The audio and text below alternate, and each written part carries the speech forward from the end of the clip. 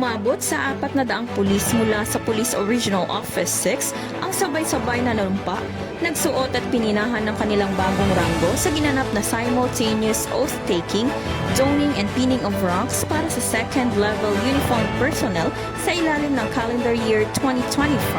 Police Lieutenant Colonel Continuous at Regular Promotion Programs. Ang seremonya ay sumasalamin sa patuloy na pagkilala ng Philippine National Police sa sipag, integridad at dedikasyon ng mga pulis na nagpakita ng kahusayan at katapatan sa serbisyo. Sa naturang okasyon, formal na iginawad ang ranggo sa 11 kwalipikadong commissioned officers kasama ang daang-daang pulis na commissioned officers mula sa iba't ibang lalawigan at lungsod sa Western Visayas na matagumpay na na-promote.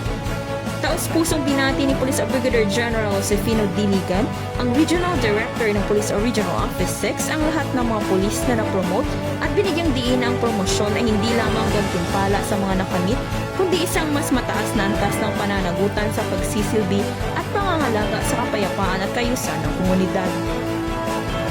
Sa pagtatapos ng programa, hinikayat ang mga bagong promotees na manatiling tapat sa kanilang sinumpaang tungkulin at patuloy na maging huwara ng profesionalismo, disiplina at malasakit sa publiko.